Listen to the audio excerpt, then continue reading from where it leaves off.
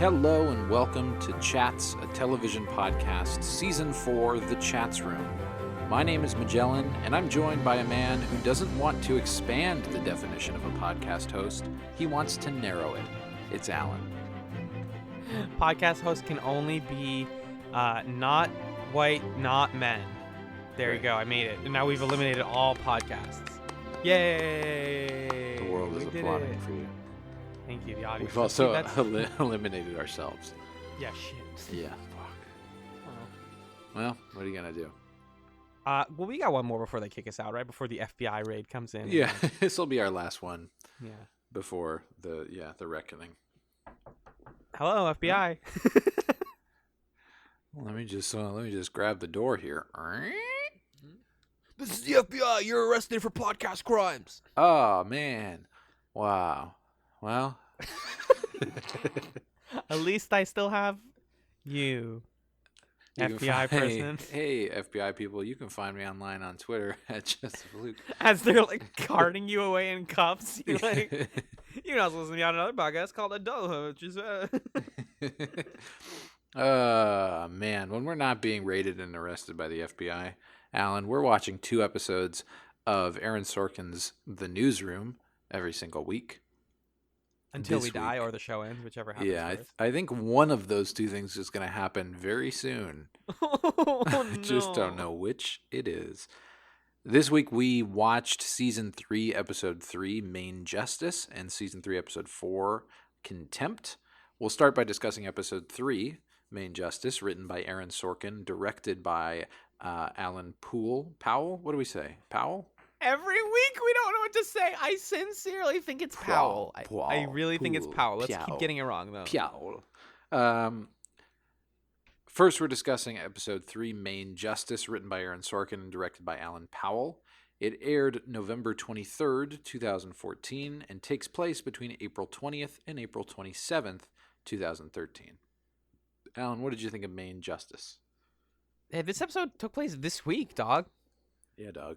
The week that we're recording this, dog. Yeah, dog. Doge. I first of all, I really loved the very beginning of this episode, like all the FBI stuff. I thought that was really fun. I thought the middle was kind of draggy and wasn't. It was like my least favorite part of the 2 episodes that we watched was the middle of this one. But it ended really strong and had some of my honest to goodness, sincerely favorite scenes of the show in the back end. Mm-hmm. There's some writing and some stumbles on the way there, which overall make this episode not my favorite, but like there's some stuff, dude, that I'm really excited to talk about. What did you think? This episode was good, and it made me want to watch more of The Newsroom. Somehow? I didn't think it was possible within the final 4 episodes of the show, but I think I'm getting a little teary-eyed. And we're wrapping up. It was Sloane's dress at the correspondence dinner. That was the moment that you were like, "Yep, I'm in. Sign me up." No, I've left my horn dog days behind. No, it's just a cool dress. I wasn't making a sex joke. She's just got like a cool dress. Yeah, I meant to say corn dog. Oh. So, because I used to eat corn dogs and admire dresses. Oh, same. Okay, yeah, fair enough. In my younger days. Yeah, I was genuinely engaged and interested in this episode. I liked the characters, and the characters that I wasn't supposed to like, I knew that I wasn't supposed to like them, and I knew when I wasn't supposed to like them. I had fun. They did the news. It's awesome. We hold this show to such a standard now, to such an interesting standard, that we've been subjected to like episode after episode of either middling, boring nonsense or just like terrible writing that when it's actually kind of competent, it's stunning. Right. It's when it's like when Donald Trump reads off a teleprompter and everyone's you're like, wow. Oh, wow. Yeah. Sort of like that. And it's like somebody else wrote that and spent hours on it. Speaking of things that were written, this episode, I love the first scene with, and I can tell this is one of those moments, like I joke a lot on this pod about how there are lines and moments that read good on a script and didn't film well. Yeah. Gary singing Anything Goes as he walks in on the FBI raid definitely reads and films really well. Yeah, it's awesome. It's so exciting. And then he goes up, he talks to the FBI guy, and he's like, "What's your name?" He's like, "My name, it's spelled arrest me or go fuck yourself." And I'm like, "You can't suddenly like make Gary my favorite. How did you do this?" They're really trying to cram in some Maverick Gary development in these last two episodes. Like he had, for some weird reason, has that little interstitial scene that introduces the HR rep plot line. Is that the second episode, or is that No, that's start this in this one? episode. Yeah, That's this one. it introduces the HR rep where it comes out that Gary like regularly dates and sleeps with women at ACN. I hated that scene, dude. Yeah, it was so weird. They're just trying to make Gary into this like 80s action movie hero in the very final moments. Yeah. It's like, hey man, I know the only things you've said so far have been nodding or the occasional weird line. So we'll throw you some stuff on the way out. It's odd. Like the HR scene, I didn't want to jump that far ahead, but like it's so like, gross. There's something just gross about like the dude. This is like the sex dude. That's his. It's like becomes his character that moment. He's like, listen, I've dated and slept with pretty much every girl at this studio, and like I'll tell you that I'm an honest guy or whatever. And that girl is not the best for the job. Like just all the good stuff in this show gets mixed up with Aaron Sorkin's like weird centrism and like distaste for all women that I Yeah. can never like fully get over. Right, because that scene ends with Don saying, "Listen, sweetheart, it was me who didn't put you on the story because I think that you suck." You know, in a way where it's like, "Oh, okay, cool." So the guys have each other's back, and they quash any sort of voice that women in the workplace might have. Great, that's awesome. Well, yeah, and that girl like literally has some line where she's like, "I shouldn't be held accountable for the bad mistakes that I make in my messed up personal life." Like she Yeah, just like slam dunks on herself, which is yeah, something I would do 100%. But it's like it's really bad. That's like really bad female writing, I think. yeah. Um, and again, it comes in an episode that has a lot of good stuff. Like, um, again the continuing of the first scene is them going full on self indulgent. The key emotion of season 3 is self indulgence, I think, Hmm. where they're like, Well, and we're gonna committing big crimes. and committing big So crimes. Yeah, resigning yourself to committing a big crime. I see it in big letters now. Season 3, fuck it. Like Yeah, right. we're gonna pretend to broadcast the news, which terrifies this FBI agent. That was cool. Like we're gonna turn the news on. Like, how do you use the lights? You guys work here for years and you don't know how to use the fucking lights? Like what are you doing, Mhm. guys? That's not their job. I know it's not their job, but it's like it's also he goes like it's not gonna be an on off switch, and then he's like, how'd you do it? Like it's an on off switch. Hmm. Well, that was Just just stupid. That was just dumb. just silly stuff. Other bad moments in that scene though, like Mackenzie and the FBI person having like weird petty drama about like, you Yeah, didn't but ar- like you the didn't- wedding and there goes your +1. I think that's one of those things. Yeah, that reads better on paper, but it just comes off as stilted. And when you're in the middle of the raid, it's very uh, inappropriate. yeah, it feels totally out of character. And like in the same breath, Maggie like apparently doesn't know how to spell. Like she's I right. thought that was funny. I think in the context of Maggie being a character who's given the short end of the stick a lot of the time, it's Mhm. not as funny.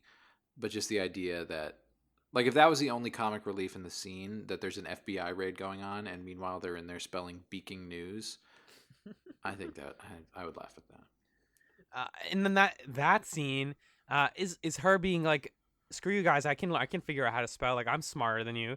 Mhm. And then Jim turns to Don and says like, "I don't like new confident Maggie." And then what is the actual line? Yeah, not sure how I feel about new confident Maggie. She's looking good. Like, Yeah. oh no. And then Sloane's like, "I can still hear you," because Sloane is the only good character on the show, even if they write her terribly. Yeah, this episode really did take me on. It gave me whiplash, that's for sure. Yep. Moments where I was having a lot of fun. The idea that a news organization is going to broadcast the FBI raiding their office as it's happening, crazy, awesome. Um, Super cool story. And now we're getting into the thing that's fun about season 3 is that we're getting into the territory of this being like a totally fictional movie about a news organization and Yeah. like everything goes to shit, which is way more fun than hey, remember a year ago when all of you didn't know how to report on the shooting of Trayvon Martin? Well, watch us also not report on it. Pretty good, right? We did our best. Yeah. Yeah, the further it leans into its own fiction and its own world, it's I think the It's more show, fun. yeah, it doesn't feel like it has to say something. Because honestly, if you're gonna use real world events, you kind of got to do something with that. You can't just be like, look, Trayvon Martin. Anyways, it's not. You can't just pay lip service to that stuff. Mm-hmm. Like the Maggie and Jim plot this episode is about it's a continuation of Maggie's stuff last week with the EPA guy, where she gets the story from him that basically we're gonna die. Right, right. And there's like prep as they get there. Like Jim asks her after doing the like Aaron Sorkin man character thing where she talks and he's like, I'm not paying attention. I'm thinking about baseball. Everything you're saying is irrelevant. And then he's like, did you take notes on this? And then she hands him her like highlighted notes, and it's the whole book is highlighted. Uh-huh. I had a really fun moment there where I was like, wait, did an intern like highlight a whole book? Oh, If so, that's wild. Like just for that shot. yeah, probably. That was probably somebody's afternoon. It's either Highlighting that that or book. they just did a color print and like did a yellow highlight because it Yeah, was really well, clean. that's not as fun to think about. I'm sorry. I'm a little bit like it's not that I'm cynical. Like I just think that takes a ton of work that's unnecessary Yeah. for one shot. You're right. It could be either way. We don't actually know. You're right. This episode is also 5 years. This was 5 years ago to the day from when I was watching this, which was last night. That's just a little bit of Whoa. fun for us. Whoa. Charlie and what's the old lady's name?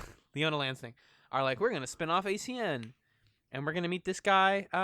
What's his name? Lucas Pruitt. Before we get to the Pruitt stuff, do you want to just close out the EPA thing? Oh yeah. Yeah. Which ends with the best doing the news scene. Oh my gosh, by far. So Maggie and Jim kind of have some scenes where they ping pong back and forth, and they eventually get this guy's segment to have a little bit more time, I guess. Will interviews him, and basically the result of that interview is, him saying, we're totally screwed. There's nothing we can do. There's no hope. There's definitely no hope. It's like if we were in the car and we turned the exhaust on and we had the doors closed and we're going to die. And I really like that scene a lot. I love that scene because you're just watching. Well, first of all, you're watching Will scramble to like, oh god, I have to like play hardball live and figure out how to spin this into a good story, into something positive. And he's like, all right, like come on, like really though, like what if somebody opened the door and like saved us? And the guy's like, yeah, that would totally work if we did it 20 years ago. You're like, Right. I was like, ooh, and it's just like panicking. And then the part where I thought it dipped a little too far into overwrought was the crowd shots of people like in tears, like, oh god, we're gonna die. Yeah. Like people look. It's hard to tell if they were very distraught over the news or that the interview was going terribly. It's kind of both. I think they were distraught that such a bleak interview was happening on their channel. Yeah, and it's just from an expert, like a quote unquote expert, and you're like, well, Mm-hmm. whew, like it's a Tuesday and we're airing this kind of thing. There is that is what we've said before. It's really fun to watch the news get done and worked on live and see how they pivot. Yeah, around guests and stuff. and it's a criticism, a self-aware criticism of cable news, even the way that that Newsnight is trying to do it, where they're saying, essentially the point here is it's way easier to focus on politics and cover political stories because there are good guys and bad guys, and there's something that voters can feel like they're doing, feel like they're influencing it in a certain way. but there are also these huge problems in our world that don't have easy solutions, that look pretty dire, and because of that, we're not going to talk about them, and it's hard to cover them. That's something that the show is acknowledging and putting a lampshade on in a way that I think is I have a lot of respect for the show for doing that. Not a ton of respect because it's easy to from the sidelines make that criticism, but they're making it to begin with, and I think that's cool. Yeah, it's important. It's important to remember that like news shows in general can't just report on politics and stuff. They would love to, but sometimes just real life stuff. It's like, how do you cover a crisis? Like, we can't. They often try to politicize a crisis, and I will say for sure, our modern news networks are trying to politicize like global warming, for example, and talk about how the left and the right treat that issue differently. But at the end of the day, like, it's affecting all of us. And the stuff this guy says is like obviously a little exaggerated, but yes, there are really high levels of CO2 in the air, and there isn't a lot we can do at this point. Yeah. Because it's come from hundreds of thousands of years of neglect and just waste. Right. But it's really sobering. Yeah, it's really, really kind of scary and sobering to see that guy and make it onto the news. But I'm like glad they aired it, and I'm glad that the show chose to give that scene its time. For sure. There are just so many plots here. I don't even know which one you want to hop to. Some of them resolve. I want to talk about, but they resolve in the second episode. So I don't know how we want to split our discussion. I guess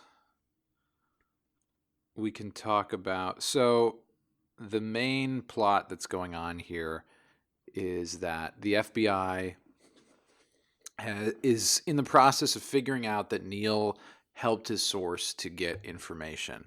And that is revealed in this scene where Maggie and her FBI friend are like in a sauna together. Mackenzie. Secret. What did I say? Maggie? Sorry. Yeah. Mackenzie and her FBI friend are in a sauna together for some reason. So we learn that, and then it starts us down this path where everybody's playing three-dimensional chess with each other, and Will knows that he's going to have to testify in front of a grand jury, and they know that the FBI is going to continue investigating into them. And Neil, out of nowhere, has moved to Venezuela or something. Uh-huh. So it's just a big mess. The whole thing's a big mess. It's mostly an interesting mess to watch. Also, just that sauna scene, I'm pretty sure they fade into it with a like smoke fills the camera, covers the entire camera in smoke, and then fades out into the sauna, which is like a I don't know, like a weird cut for this show to do. It's a really like artistical choice that I'm not used to the show doing. Yeah. It's almost like a cartoon or something.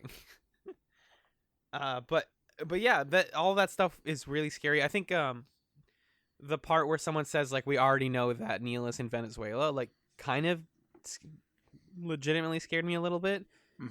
Because like, yeah, I know the FBI can find people easily, and they talk about like, oh, he bought the air gap computer at this Best Buy, but he kept the receipt. Foolish, and that's how we got him. But this is all just an excuse for us to not see Neil anymore, which makes me sad. And it's just people talking about Neil. When it's like, give that guy like, I don't know. I want a scene of him in Venezuela. I want a scene of him like trying, because they even mention like he's gonna be looking over his shoulder for the rest of his life. That's his punishment and all this stuff. And it turns like Neil into a plot device in a way that I don't like. Yeah.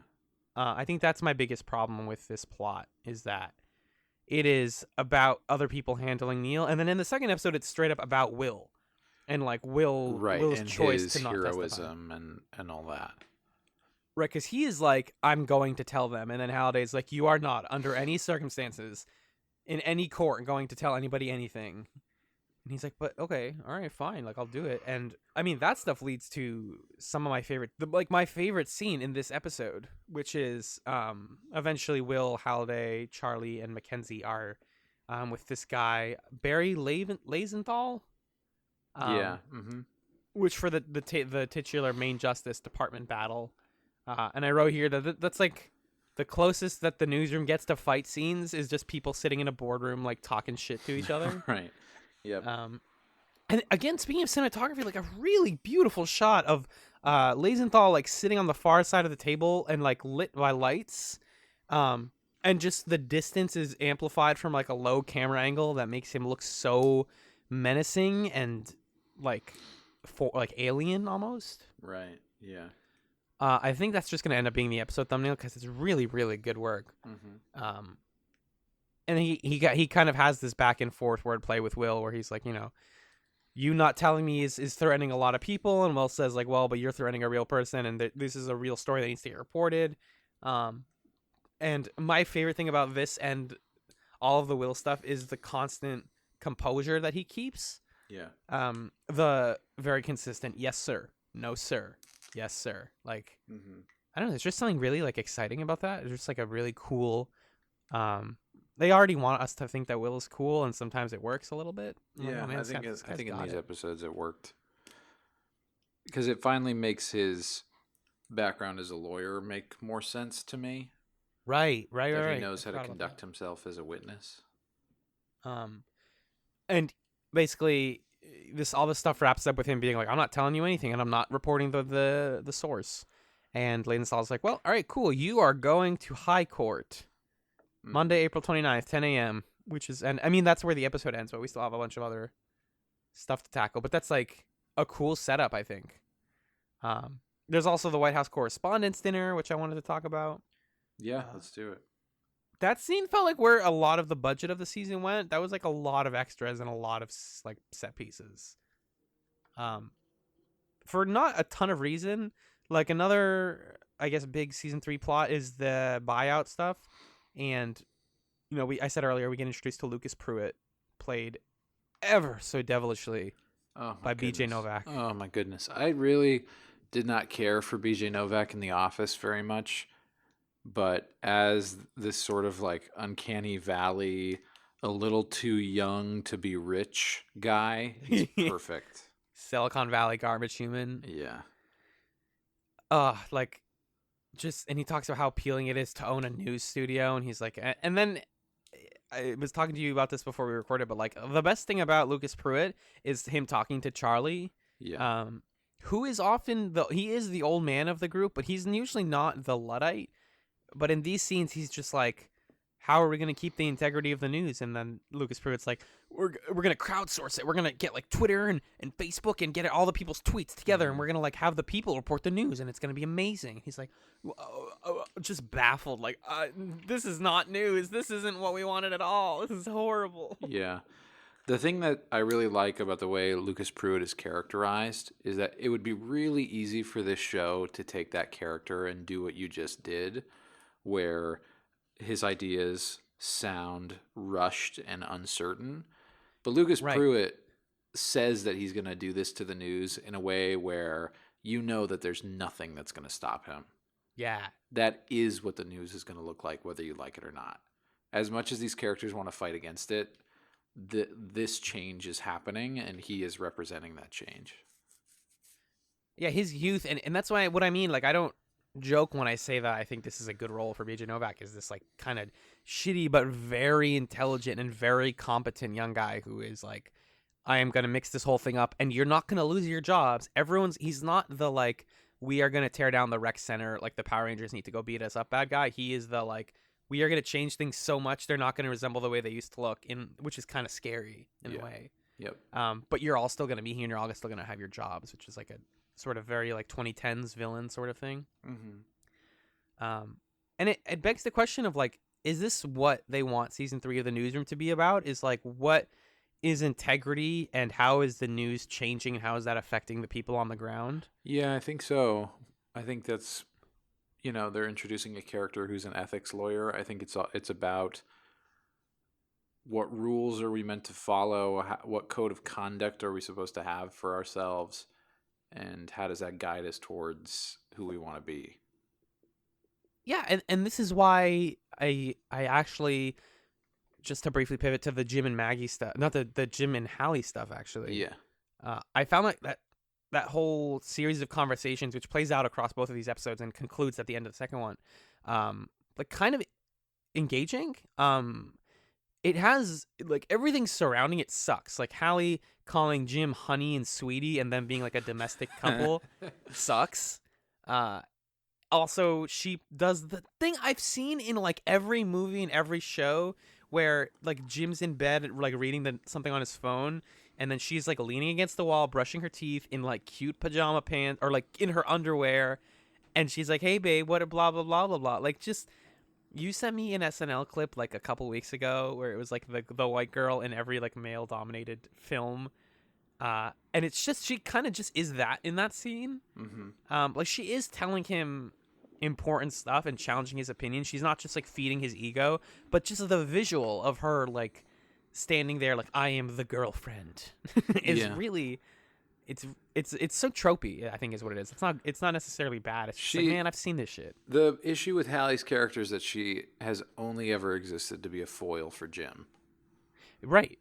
She's never existed to be a character unto herself. She's only ever existed in the context of Jim as a way of contrasting with Jim and showing like somebody who has the same interests as Jim could turn out to be doing bullshit if they weren't following this code of conduct that Jim has.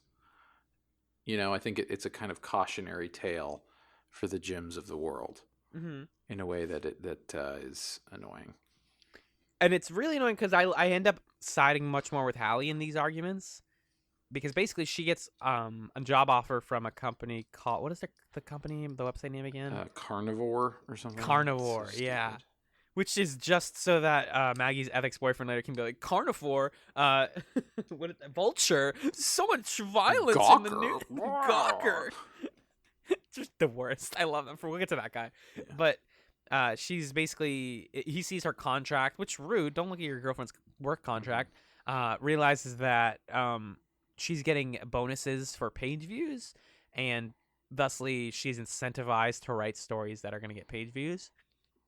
And in Jim's opinion, Jim, the old-fashioned young man, is like, that's the worst thing in the world. That is the death of news. Right.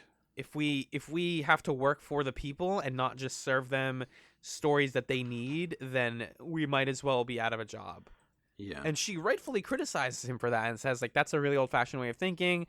If the people want it, then it's what we're going to give to them, and it's their choice what they read, and people are not so foolish as to like not read anything outside of their comfort zone. Right. It harkens back to a few things.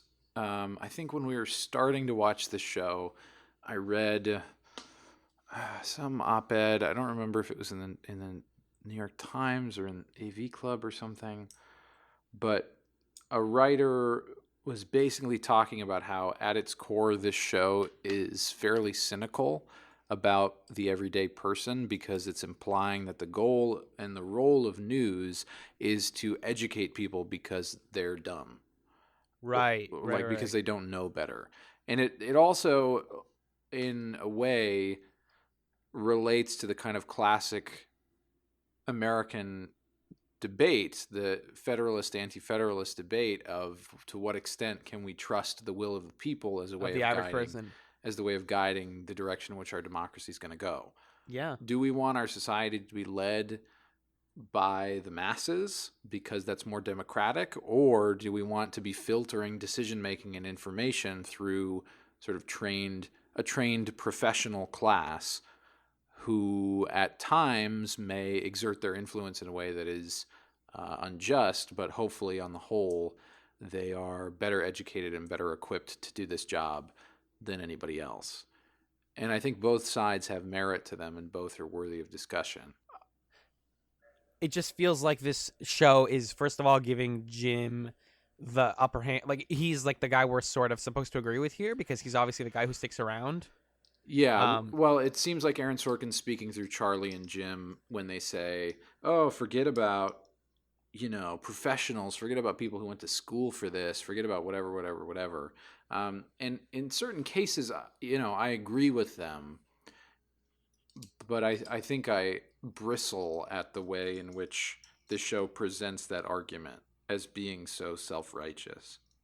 Right, like, there's the line from Pruitt in the middle of the second episode where he says, I'm going to drag you kicking and screaming through the to the 21st century, even if it means getting you through the 18th and the 19th and 20th first. Yeah. And it's like this, you're polarizing the opinions here in a way that I don't like, because I think there is uh, a middle ground, not a middle ground, but like a conclusion they can both reach, which is like a way for the news to reach people and resonate with people in a way that's good for ratings and obviously like marketing and stuff, Mm-hmm. but is also informing the general public, or I guess informing the electorate, because that's what Right. Mackenzie says in the first season is what they're ultimately trying to do with news, right? Is like, we are trying to inform the voters. Right. Um, And isn't the goal, like, shouldn't the ultimate end goal of an informed electorate be that everybody is a journalist? Like, everybody has journalistic integrity and values and a sharp, keen eye for things that are being done right or done wrong. Like, at the end of the day, if we're trying to construct a perfect society, I think it does somewhat look like what Lucas Pruitt is saying about how the audience becomes the creators. And obviously, like you said, these are total poles of this argument where Charlie's saying no, only the media elite, and Lucas Pruitt is saying no, only the citizen journalists. But yeah, there has to be a world in which these things coexist, and in which, you know, maybe to do the news right is to do the news in a way that we haven't actually seen it done before. For a show that's all about idealism, it's an idealism that has always been firmly rooted in nostalgia from the very first moments of this show. you're right. The first scene, yeah. Its thesis is like, we used to be led by great men who did good news and they had nice voices, and we want to be those dudes again because they were awesome. Um, but we live in a different world that works differently and is connected in different ways than that world ever was, and so it demands something different of us in order to accomplish the goals that we want to accomplish.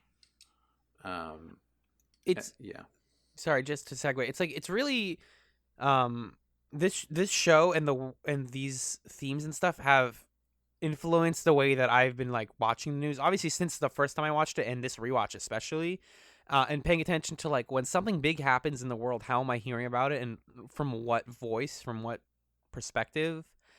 Like just recently, we were hearing about the whole like United States, UK, and France like agreed to drop missiles in Syria to take out members of the Assad regime, and I found out about that through Twitter. I turned on CNN and Fox News and like as many news broadcasting places as I could, because I wanted to be that informed electorate and be like, I don't want just rando guy 96's opinion. I want to see how they present this.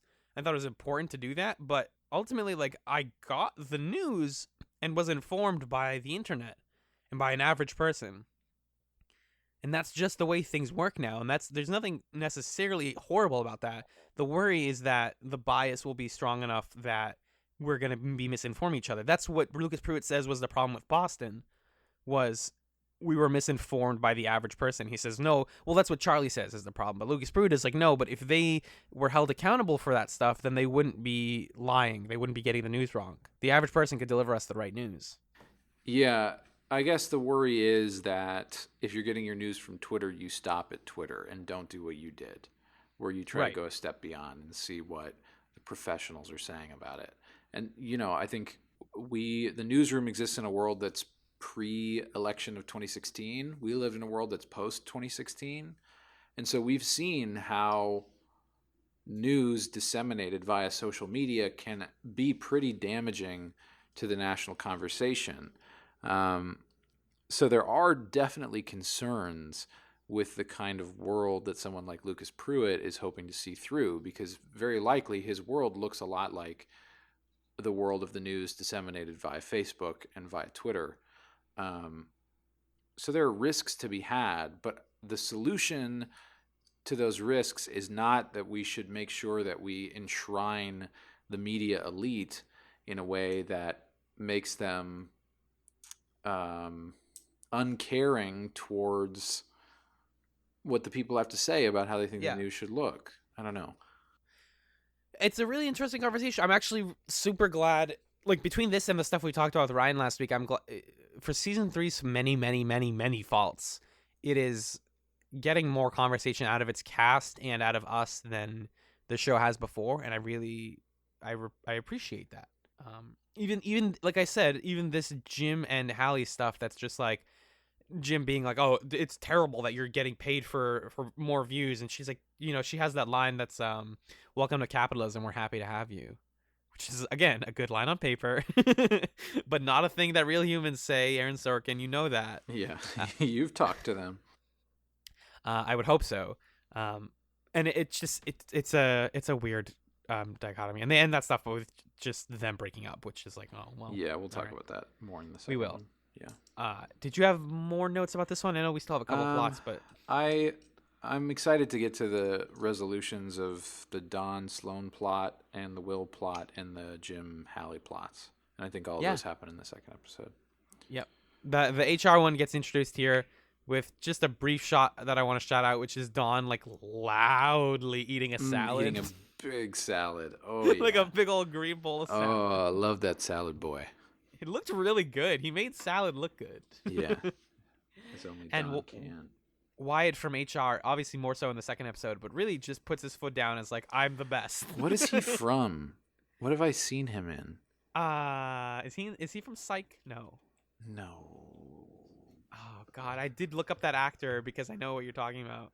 I also looked at him and I was like, what is this guy? I need to know what he was in.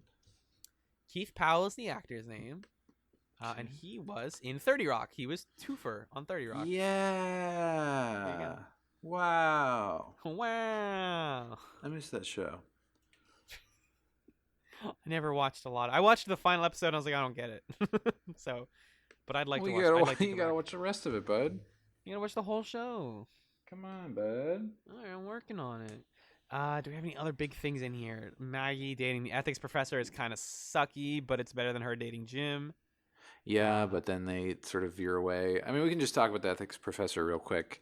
He's kind of just there to not know that Jim and Hallie are dating and cause just problems. Mess things up, yeah. I like him. I like that he's always into these thought experiments, and I wish I could describe the hand and body motion I just did when I did thought experiments. It was like I was a troll at the bottom of the bridge. Like, we're gonna do my thought experiments.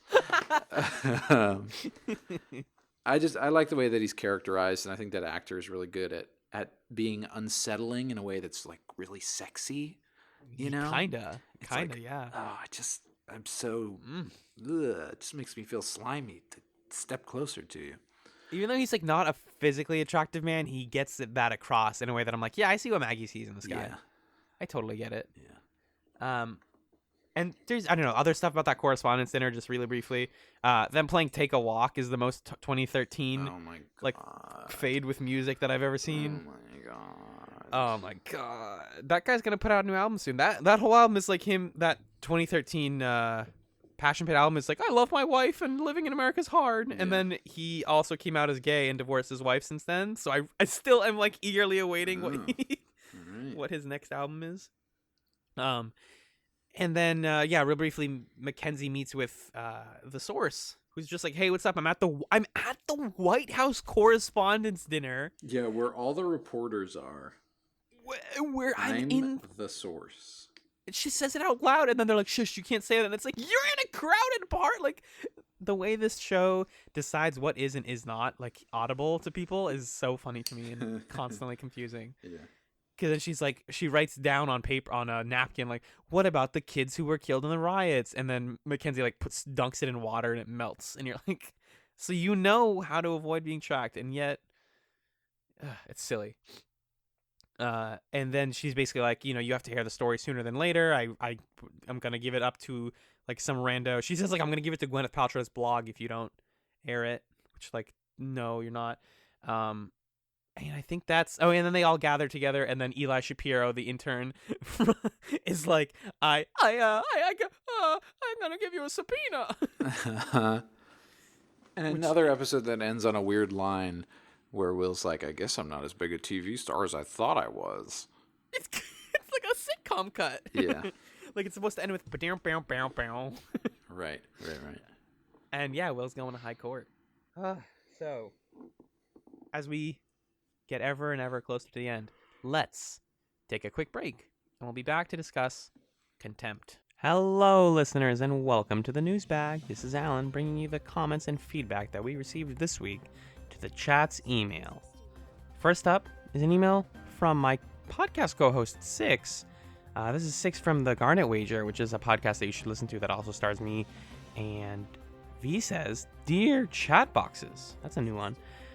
"That topic up there is just a false flag, and I'm actually here on behalf of all Californians to offer my most sincere protest at your treatment of our people. Californians are honest, hardworking, clean-spoken individuals, most of whom spend very little time at the beach and have never uttered the word shaka in their lives. Reducing the noble people of this state down to an absurd character to be mocked is like totally bogus and très ridiculous. As if we'd talk like that. Seriously, we're just like normal people without any weird speaking habits. Hella disappointed. Six." I should mention that the subject header that he mentions in this is "The Newsroom, Sorkin, and Patriarchy in America," which is very good and was a good... if you didn't tell me that you were going to send this email, then I would have fallen for that. But thank you, Six. I don't know. I still think the cauliflower California joke is funny. I like it when John does funny voices. I'm a toddler. Sue me. We got a regular email from our buddy Dan. He says, "I really do wish I could like The Newsroom," which, same, man. "It's got good bones that could make for a fantastic show. I get why somebody who watches it without a critical eye could enjoy it. At least, I think I do. But like with all things, I can't help but watch it with a critical eye because so often this show breaks the trust between author and audience that any good story needs to maintain for us viewers to be able to fully accept the world being presented to us. I think the fact that this show incorporates events that are still fresh in our minds only muddles that trust even further. I know that I mentioned the show Babylon 5 a lot, but I'm bringing it up again because I see an interesting parallel here. The creator of that show, Joe Straczynski, often wrote what I will call message episodes, in which he'd use the show to air grievances, shut down critics, or to address personal grudges. But he was usually not always subtle about it. I often get the feeling that the same thing happens with Sorkin in his writing of The Newsroom, but it tends to have more of a punching down tone to it, which can turn people off to the message. The fact is that Aaron Sorkin is a white, male baby boomer, and his vehicle for talking to the world through the show is another white male baby boomer, referring to Will McAvoy. That in itself doesn't poison the message, but the fact is that white male baby boomers hold virtually all of the current levels of power in the Western world. They shape and maintain the world that we live in. I would even go so far as to argue that they're a significant part of us maintaining some of the suckier ideas that society has clung to. At the very least, I'm going to have problems with the message because of how connected it is to the messenger. When one of the guys who shapes the world wants to pontificate about what's wrong with the world, at the very least, I'm going to need that guy to recognize where he fits into that troubling puzzle. As aware as Aaron Sorkin likes to think he is about things, he shows an oppressive lack of self-awareness. Dan concludes, "We are so close to the finish line, guys. I just came off vacation and I actually finished watching the show. The final episode made me realize how much I hate how the show uses music. Oh boy. Despite it being sort of a general note, I will save that complaining for your coverage of that final episode." Dan, you're my hero. You're saying the words that I often feel uncomfortable saying. I try on this show and on my other shows in general to air my grievances about both the creator and the characters in the show representing bad, not necessarily bad elements of society, but parts of society that don't recognize their own power and don't wield their own power very well. And the character of Will is entirely that, as you say. And it's what bothers me so much about it is not only that Sorkin is speaking through him, but that we're expected time and time again to like Will and to think, wow, Will is a cool Republican and he's likable and we should want to watch people build him up. Like he has mistakes and he's portrayed as human, but at the end of the day, he is the good guy. And that is what bothers me a lot about the show. You mentioned that you don't like the way that the last episode uses music. I think we already are going to discuss that in the upcoming episode discussion that you're about to hear. But yeah, the back half of the show, the back like 4 episodes, whatever, are just really bad with that stuff in ways I can't even begin to describe right now. But I will say we're having a lot of fun now watching it. These episodes are at least interesting to discuss, if anything, and I hope you're finding them interesting to listen to us discuss. So with that in mind, I'm going to turn it back to Magellan and Alan from the past as they discuss Contempt. Welcome back to the ChatzRoom. The second episode that we watched this week was Season 3, Episode 4, Contempt. This episode has story credits from Deborah Schoenman, teleplay, of course, by Aaron Sorkin. Deborah, directed by Anthony Hemingway, airing November 30th, 2014. And I didn't find a clear date that this one takes place, but the first scene is immediately after the last one ends. So we're going to assume the vicinity of April 27th, 2013. Yeah, and they give us like Monday, Tuesday, Wednesday. So it's just that week. It's that week. Yeah. Or this week, rather. No, that would be next week. Sorry. Timelines. Or the week that the episode comes out. Huh. No, we're overtaking this. Contempt is an episode. What did you think of it? I was working hard at a New York job and it made me blue. That's Crazy Ex-Girlfriend. Pretty good song. Yep. Or pretty good show and song. Very good show. Great show. You haven't seen it? No, I wanted the viewers to think that I've seen it. Well, when it wraps up and give it a couple of years, we can cover it. I think it'd be fun to cover that show. Oh, hell yeah. Hell yeah. Just, so look forward to that, everybody, right after we do Orphan Black, once people are done talking about that. Anyway, okay. Contempt. I also enjoyed this episode. I think these two episodes were probably my favorite pairing since like early season 1. Yeah, definitely. Again, I am feeling this more cinematic bent of the Newsroom. This feeling that it's a dramatization of like the craziest real life story ever, instead of Genoa just felt so constructed and so phony the entire time that I never bought into it. But this feels a little more believable, and it feels like a problem that I'd rather see the news team grappling with, of a true story happened. It's a real story. It's just that you got the information in a way that challenges your devotion to norms and institutions. That is a more interesting conflict for me and for these characters, I think, than Genoa was. Yeah. Yeah. Anyway, so I like that. I think that this episode gets into some territory towards the end that is how can I say go ahead, what's your how can I say masturbatory? Yes. It's very self-absorbent, or self-absorbed rather. It's that spot. It sucks itself up. No, it's self-absorbent. You know what I said it again. It's self-absorbed. Self-indulgent. Self-indulgent. Yeah, and self-absorbed, just not self-absorbent. Yeah. Because self-absorbent means that it could absorb itself, but it has not yet. Anyway. It loves itself so much. It loves its characters. Look, they're getting married. Much. Oh my god, Ave Maria is playing in the background. Oh. And look, it's diegetic sound. Oh my god, isn't this amazing? This episode is amazing. It's amazing in the way, like, when my friends who've seen this show talk about it, they're like, oh my god, the Newsroom's amazingly, like, some of them say it's amazingly bad, some of them say it's quote-unquote amazing. I tend to not lean into negativity or irony, so I just say it's fascinating. Right. And it is that. And I think the end of this episode hints at what I know the last two episodes are chock full of, which is that, like, oh my god, they're doing this? Ugh, they're really doing this? Like, ugh. But most of this episode, Contempt, that is just a straightforward, like, pretty good continuation of last episode. It's got good stuff going on. Jim continues to get his foot jammed into his mouth by various people, between Maggie telling him, like, you suck, and then Hallie telling him you suck, and just that he's really not cool, which is always something I like. We get more of the HR guy. Let's wrap up the let's wrap up the HR geeker stuff. Yeah. That sound when I'm winding up a joke, but then Magellan's is so good that it deflates me like a balloon. Oh, thanks, man. Yeah, you're welcome. for deflating me. Don does. We don't give enough credit to the actor who plays Don. I do. And by I give him a ton of credit. He's awesome. well, what I mean is we don't give enough credit for being such a good physical actor.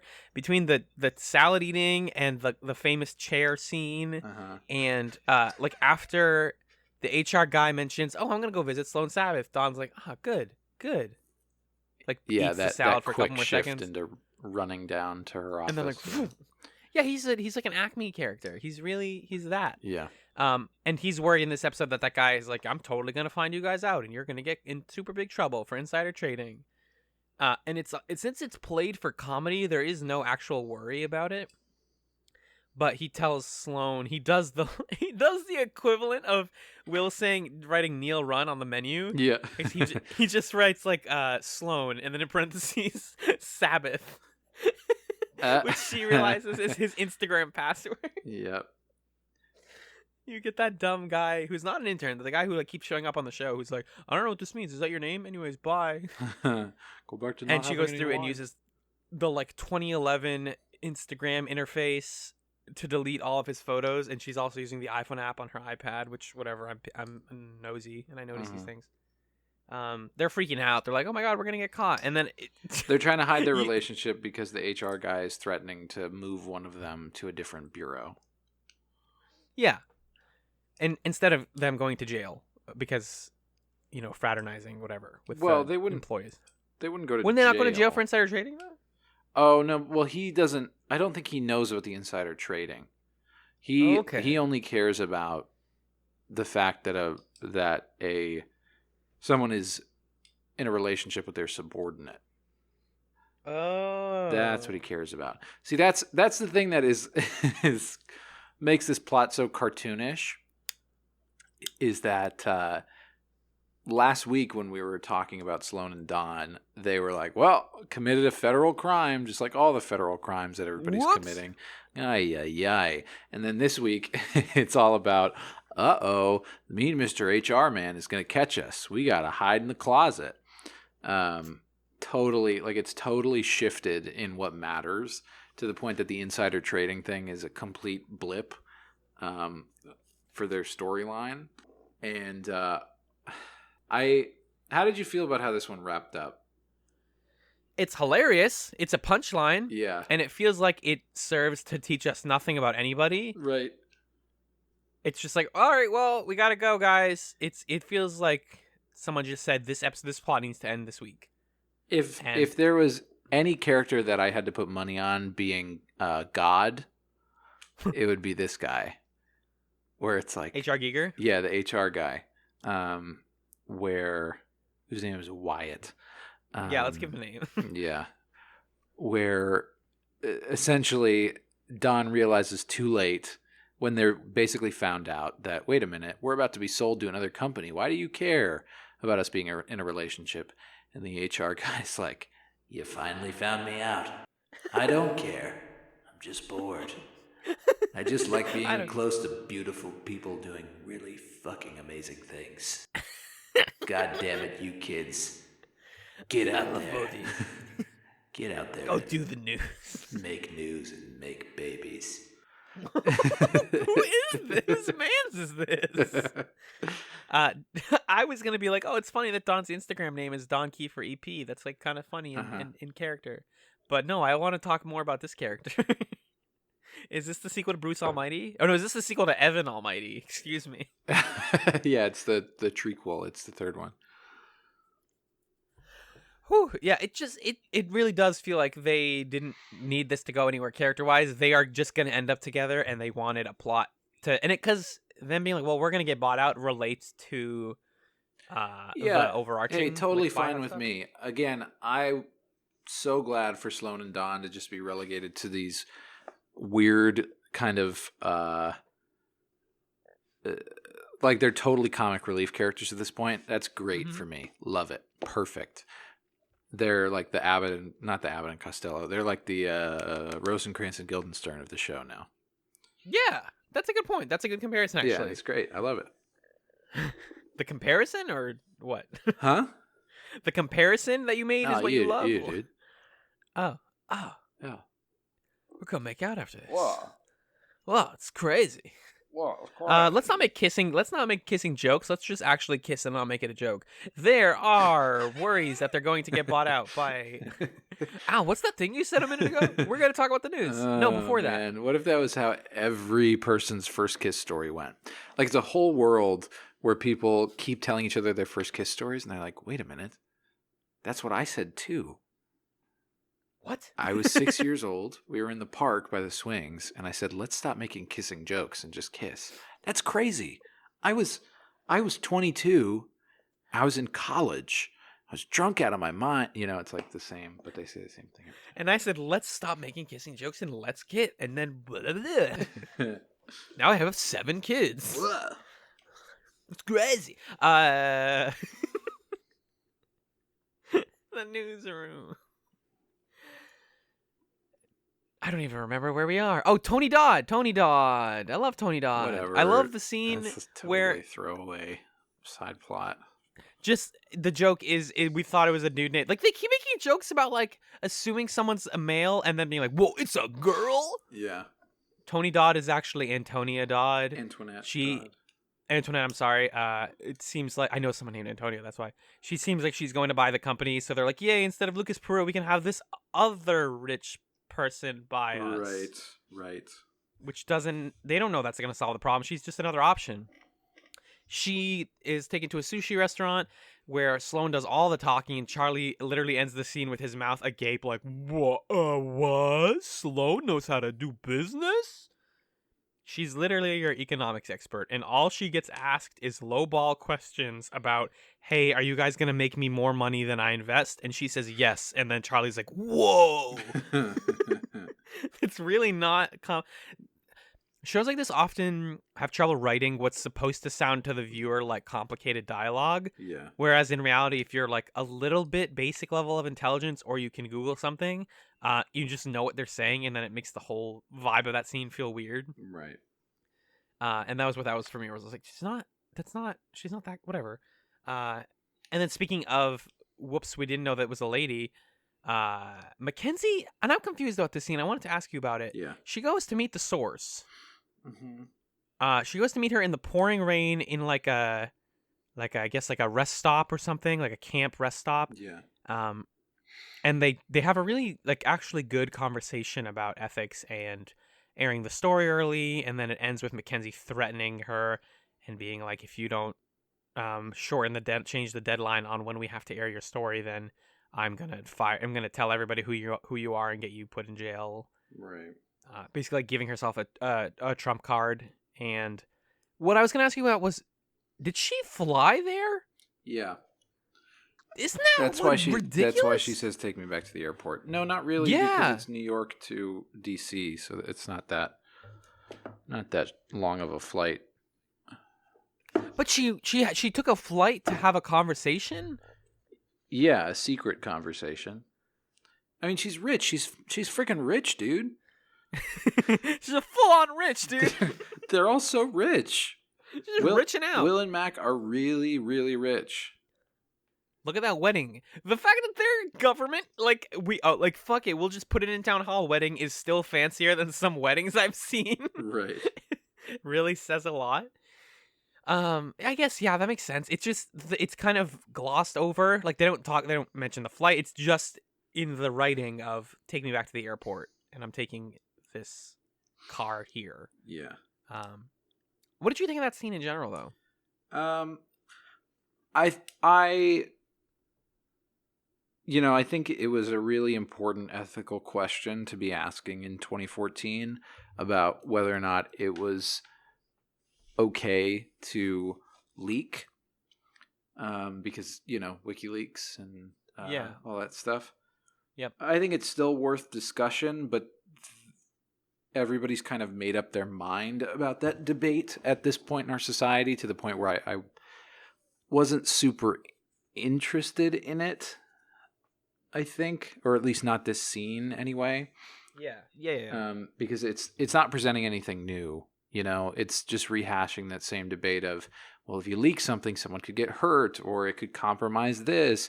Well, but if you don't leak it, then what about the story and the truth? And it didn't really add anything. I guess is what I'm saying.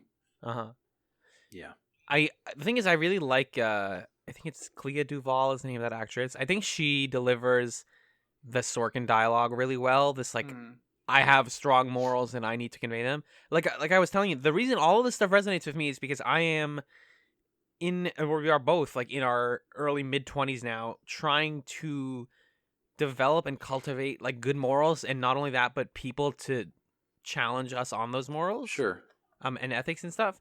And getting to see people do that is like, it's something I want to be able to do. Like I want to be able to have these conversations with people and come to conclusions and be able to butt heads and be passionate about something, especially something this important. Like I think, I don't know. I like seeing it happen because it makes it more real to me. Like it's more believable that people are doing this now than when I was, whatever, 19 years old watching this show. Yeah, for sure. It's lines that are not realistic to me, if I'm allowed to pivot. Yeah, go for it. We get a weird non sequitur scene. A lot of non sequitur scenes in this episode, of Maggie and ethics professor guy, playing pool in a bar, and it's just an excuse for them to write the line, where Maggie says, "Is that what men like? A hot girl who plays 9-ball?" And then he's like, "Oh, you could have just said a hot girl, and then that would have been it, and every guy would have liked it." Why did you put this scene in the episode? You should have cut this whole scene. Like, I think that sometimes the show is just like the weird, sloppiest editing ever. Like I take notes on. I try to make a note on every single scene of every episode. If I ever need to reference, like, oh, this in like the order that things happen. That's ultimately the whole point of the notes. But then I have stuff in here where I'm like, why did I write multiple notes about this like pool scene? None of this matters. Jim is fighting with Hallie. That all comes to a head finally. I made a point that now that they're on the roof, nothing good is going to happen because nothing good ever happens on roofs in the newsroom. Yep. It's only a disaster place. Yep. Jim is drunk out of his mind and just being like, "You're foolish. You're making bad decisions." I really resented how much of a straw man they turned Hallie into. Yeah. Like how quickly she said, "Oh, I'm you know me. I'm not going to write about your work." And then she does leak about his work. And then like, "Oh, I'm writing the news." And then the next day she's writing op-eds about their relationship. Right. I don't know. I guess it's supposed to be a cautionary tale or something again, but it just feels so cheap and like it's meant to validate Jim and what he's saying. I don't know. I didn't like the way that it ended up. All I can say, I hate to, I try not to do this, but all I can say is Jim's plot still has one more place, like a couple more places to go. Yeah.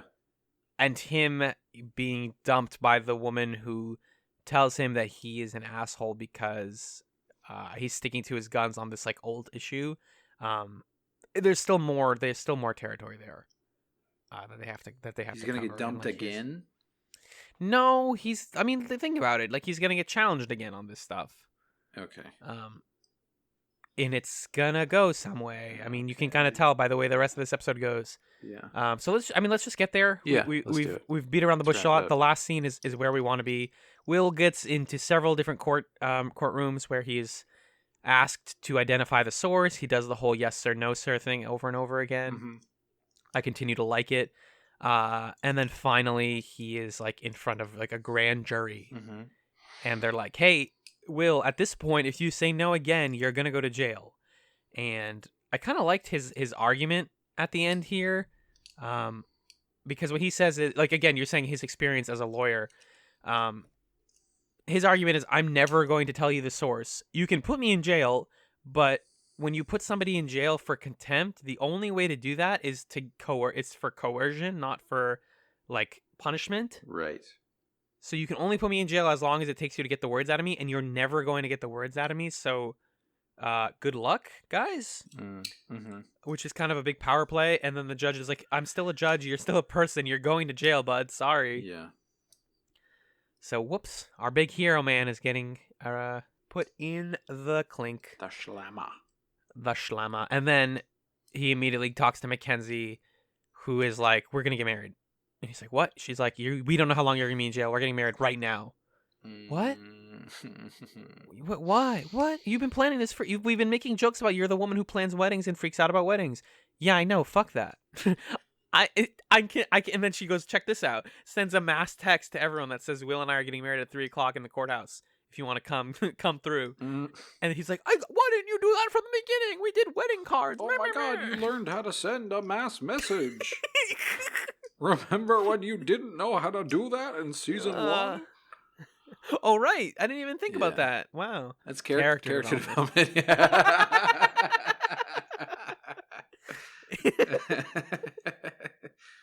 That right there, that's character development. Oh, man. If we were in person right now, we'd be high-fiving. Yeah, we would. Holy crap.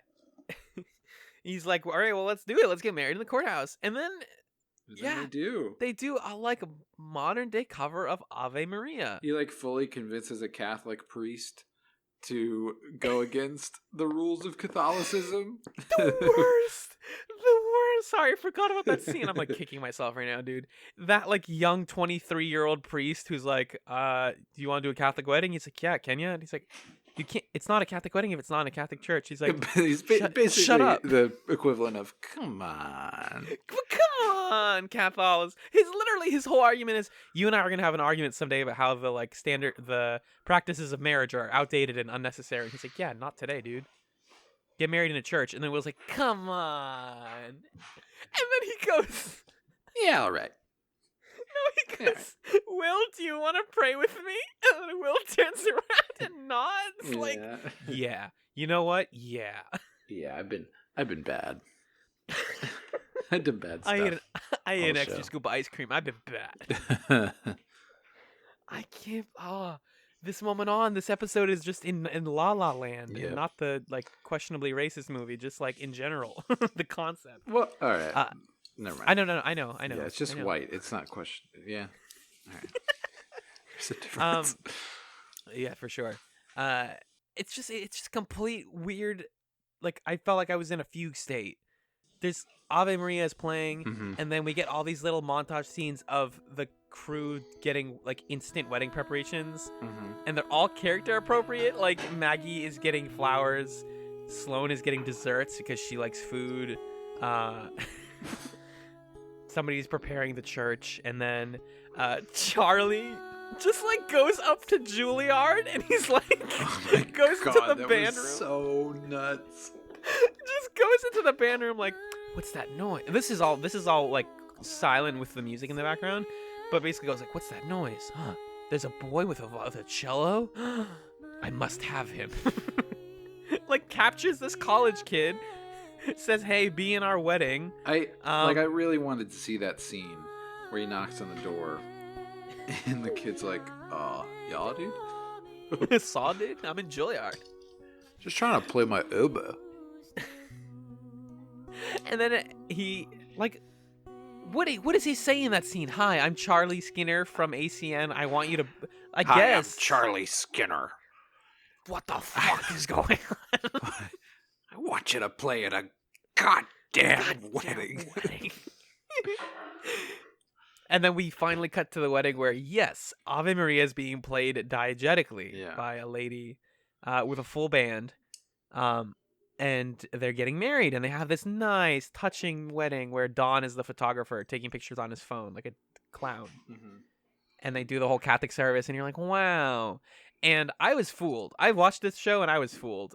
Rebecca Halliday and Leventhal approached some government building, and you start to realize, oh, wait, that's the same building we're in. And I really thought they were going to do the optimistic thing, Magellan. They never do the optimistic thing, but I thought, are they just going to go enjoy the wedding as like a bunch of friends? Yeah, like they're going to walk in on it and see it. And then just like sit down politely? That would have been cool. No, they're not going to do that at all. But if that had happened, we would be saying, oh my God, it was so dumb when they did that. I know, but I'd rather this show be dumb in an earnest way than dumb in a like, well, fuck it, he's going to jail way. Yeah. They basically meet him outside before they even make it outside, like the actual building. Mm-hmm. This like guy is like, and it's all again. Ave Maria is still playing. Basically says that you're getting arrested. Mm-hmm. Will turns around, gets the cuffs put on him, lets go of Mackenzie's hand, and this like touching, like, let go of my hand, and then she kisses him, and then he's walked off to jail. Shit. I would love if this was how. This is the thing I actually remember thinking when season 3 aired. I would love if this was how the season started. It was like, fuck you, Will's in jail. Let's go from there. But nah, I wouldn't like it. I like that this one's linear just because the Genoa plotline was so hopping around. True, you don't want. Yeah. I don't. No. I mean, like, if it started from here and we spent a whole season of him in jail. No, you wouldn't like that. Don't. No, you wouldn't. You don't think so? No, I don't. I don't think so. I think that would be bad. It would definitely not. I mean, he's like a character that so much of the show centers around that if you take him out for a long period, it's like useless. Yeah. But that's where we are, man. Yeah. So, what are we gonna do? Magellan, next week on the ChatzRoom, we are going to finish the Newsroom. Oh my gosh, how can we possibly? There's so many loose ends. There's so many loose ends, and they only have 2 hours left. Well, Magellan, actually, yeah, the episode 5 is 55 minutes. Episode 6 is an hour and 4. So they're gonna push. Yeah. Go ahead and do me a favor, big boy. Actually, yeah, go ahead and do me a favor, big boy. Read me those episode summaries. I will. Next week we are watching season 3, episode 5, Oh Shenandoah, and season 3, episode 6, What Kind of Day Has It Been? Episode 5, Incarcerated for Contempt. Will refuses to reveal the name of Neil's government source. Charlie orders a reluctant Dawn to track down principals in a sexual abuse case at an elite college. Sloane voices her objection to a new digital site built by Bree. So essentially, the Newsroom is still on its bullshit, and it will entirely, dude. Keep being on its bullshit till the bitter end. Yes. And then finally, episode 6, series finale. A sudden death leads Will and Mac to ponder the milestones that transformed the Newsroom and to look ahead towards ACN's uncertain future. Maggie lands a field producer interview in Washington. Neil's site is shut down for repairs. All right. We're doing it. We're going to do the damn thing. I'm so excited. Do it. Episode 5 has the stuff that I've been teasing for a while. Episode 6 is a profound mess. Okay. All right. I can't explain it. We're going to watch it. We're going to do it together. And then, I don't know, Magellan, do you want to, like, announce next, like, say that, like, next week we're going to tell the people what we're watching next? Yeah, we're going to do that. We don't know what it is yet. Oh, fuck. But by then we'll have figured it out. Yeah.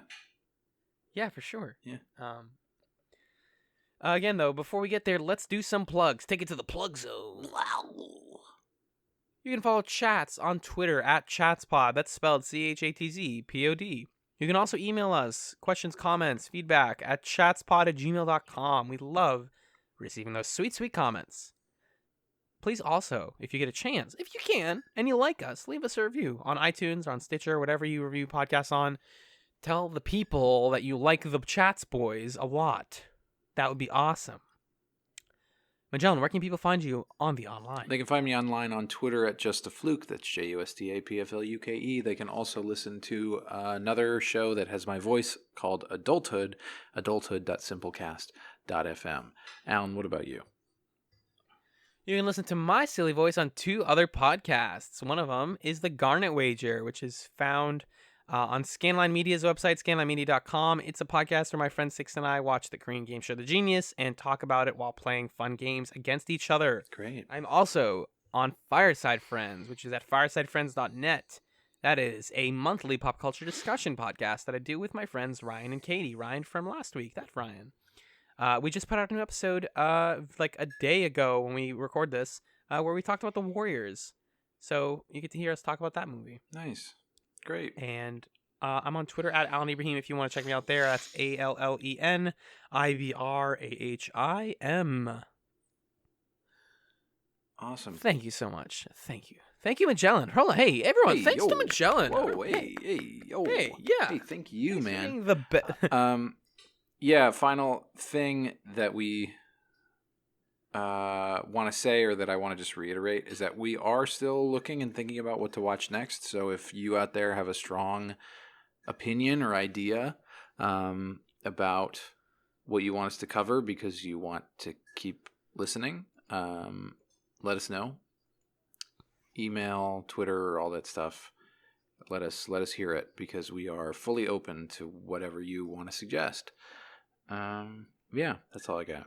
Yeah, let's give them the like general criteria though, if they have a show in mind. Basically, we'd like it to be this next one to be a little bit longer, at least longer than like a season. But if you have like a fave that's 1 season long, that's fine.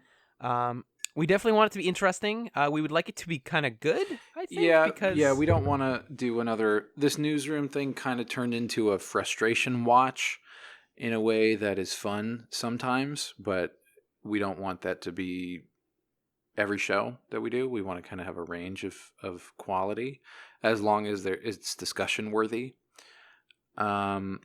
Preferably something that at least Alan hasn't seen before, but hopefully that neither of us have seen before. That would be awesome. And then I think that's Easily it. Easily streamable. streamable would be nice. Like Netflix is preferable, or Amazon Prime, Hulu. We have access to all those. Yeah, that's a big one for us because we want the listener We to want be people able to watch listen. with us.